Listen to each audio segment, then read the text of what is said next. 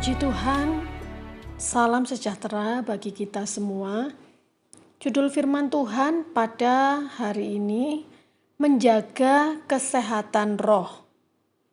Menjaga kesehatan roh.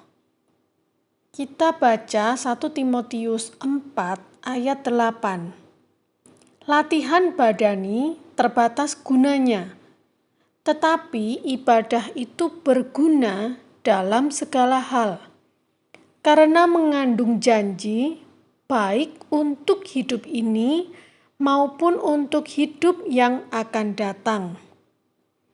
Latihan dalam bentuk apapun yang digambarkan di sekolah atlet, di mana olahragawan atau olahragawati berlatih, itu terbatas gunanya.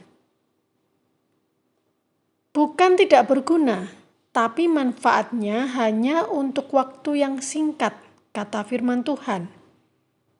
Ada saat dan waktunya kita tidak bisa lagi melakukan. Dengan berbagai macam alasan, mulai dari alasan kesehatan, fisik, umur, dan lain-lain. Latihan fisik, selama kita bisa dan sanggup melakukan, itu memang sangat berguna, sangat bermanfaat, tetapi hanya masa-masa sekarang. Artinya masa-masa selama kita masih bisa dan tidak ada jaminan yang pasti apakah kita akan bisa terus melakukan. Tetapi firman Tuhan mengatakan ibadah itu berguna dalam segala hal, baik untuk hidup ini, yaitu masa sekarang yang kita jalani, dan untuk hidup yang akan datang, yang diartikan dengan untuk waktu-waktu yang ada di depan kita, untuk situasi-situasi yang kita hadapi di depan nanti, saat kita ada dalam suatu keadaan tertentu atau sedang dalam kesulitan atau penderitaan. Nah, apa ibadah itu? Ibadah itu adalah menghormati Tuhan. Dengan cara apa kita menghormati Tuhan? Percaya, punya iman kepada Tuhan, dan mau mengenal kebenaran Allah, yaitu kebenaran yang memerdekakan, dikatakan oleh firman Tuhan. Ibadah yang seperti ini bisa kita lakukan terus-menerus sepanjang masa hidup kita. Yohanes 8 ayat 31 dan 32. Maka katanya kepada orang-orang Yahudi yang percaya kepadanya, "Jikalau kamu tetap dalam firman-Ku, kamu benar-benar adalah murid-Ku, dan kamu akan mengetahui kebenaran, dan kebenaran itu akan memerdekakan kamu." Murid, kita tahu bersama yang namanya murid, yang kita butuhkan adalah belajar. Tuhan mau kita belajar firman Tuhan. Kita murid, belajar firman Tuhan. Namanya belajar bukan hanya membaca atau lewat begitu saja, tapi berusaha memahami, mengerti dengan cara merenungkan. Mengapa kita perlu merenungkan? Supaya kita mengenal kebenaran dari Tuhan yang dapat memerdekakan kita. Itu adalah perkataan Tuhan Yesus sendiri dan jaminan dari Tuhan. Jika kamu tetap dalam firman-Ku, artinya berpegang teguh pada firman Tuhan, mempercayai perkataan firman Tuhan, melakukan apa yang dikatakan firman Tuhan, maka kita akan mengerti tentang kebenaran, dan kebenaran itu akan memerdekakan kita. Memerdekakan kita dari apa? Memerdekakan kita dari hukum dosa dan hukum maut di dalam Roma 8 ayat 2.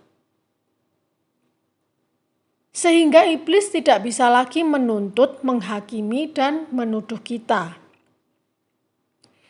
Jadi Bapak, Ibu, Saudara yang dikasihi Tuhan, firman Tuhan penting untuk menjaga kesehatan roh kita dan untuk lebih mengenal Allah yang kita sembah, yaitu Tuhan Yesus Kristus. Saya akan terus mengingatkan saudara dan saya sendiri juga bahwa firman Tuhan dan doa adalah bagian penting dalam hidup kita sehari-hari. Kita sangat membutuhkan firman Tuhan dan hubungan pribadi dengan Tuhan kita.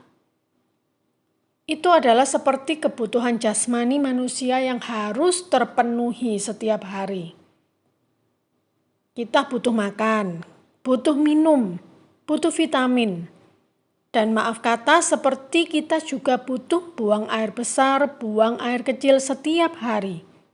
Kita butuh istirahat, butuh olahraga, bahkan tidur yang nyenyak di malam hari. Jika kita mau sehat secara rohani, maka kita butuh firman Tuhan dan berdoa. Cukup banyak rekan-rekan yang mengeluh, bahkan pelayan-pelayan Tuhan. Kenapa kok saya sudah tidak semangat, sudah malas, jenuh, dan sebagainya. Mau bangkit kok ya sudahlah memang begini adanya. Tetap bekerja, tetap aktivitas. Tapi sudah tidak ada rasanya, tidak bisa menikmati, hanya menjalani saja. Bahkan mungkin dengan berat hati, tidak ada gairah, cenderung negatif dalam segala hal, berpikir, berkata, melakukan hal yang negatif. Nah, apalagi mau melakukan tindakan kasih kepada orang lain. Sudah sumpek dengan urusan diri sendiri. Mengapa demikian? Sebab yang di dalam kita ini, roh kita sedang loyo. Roh kita dalam keadaan tidak sehat. Semangat itu berhubungan dengan roh. Kisah Para Rasul 18 ayat 25 mengatakan ia telah menerima pengajaran dalam jalan Tuhan. Dengan bersemangat ia berbicara dan dengan teliti ia mengajar tentang Yesus. Tetapi ia hanya mengetahui baptisan Yohanes. Dalam bahasa asli lebih lengkap dikatakan dengan bersemangat di dalam roh. Jadi bersemangat berbicara setelah menerima pengajaran dalam jalan Tuhan. Bersemangat di sini dikatakan bersemangat di dalam roh. Roma 12 ayat 11 juga mengatakan janganlah hendaknya kerajinanmu kendor. Biarlah rohmu menyala-nyala dan layanilah Tuhan. Nah, rohmu menyala-nyala sama artinya dengan bersemangat. Menyala-nyala di situ diartikan dengan semangat, antusias, bergairah. Jadi semangat ada hubungan dengan roh kita. Jika kita tidak bisa semangat, kemungkinan besar kita lupa memberi makan roh kita. Atau kita memberi makan roh kita tapi porsinya sangat kurang. Mungkin kita asal membaca firman Tuhan dan asal saja berdoa. Hanya menjadi kewajiban. Sehingga tetap keinginan daginglah yang lebih menguasai hidup kita. Roh kita menjadi lemah dan tidak sehat. Sehingga tidak ada iman. Tidak timbul iman. Sebab firman Tuhan katakan, iman timbulnya dari pendengaran akan firman. Jadi firman Tuhan itu sumbernya iman. Dan melalui doa, waktu khusus pribadi dengan Tuhan, kita akan diberi pengertian-pengertian. Sehingga kita bisa menjalani hidup dengan semangat. Jadi, mari Bapak Ibu Saudara sekalian, kita mau tetap teguh dalam ibadah kita. Mengenal Tuhan melalui merenungkan firman Tuhan. Karena ibadah itu berguna untuk hari-hari yang kita jalani ke depan. Bahkan firman Tuhan katakan ibadah itu berguna di saat kita menghadapi dan melewati masa-masa sulit dalam hidup kita. Tuhan Yesus memberkati kita semua. Terima kasih Tuhan untuk firman-Mu pada hari ini. Tuhan memberkati setiap sidang jemaat-Mu dimanapun berada. Di dalam nama Tuhan Yesus Kristus kami berdoa dan mengucap syukur. Haleluya.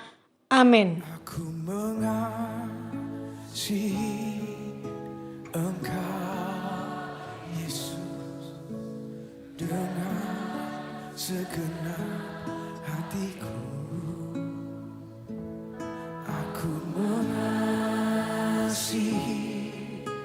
Engkau, Yesus, dengan segenap jiwaku.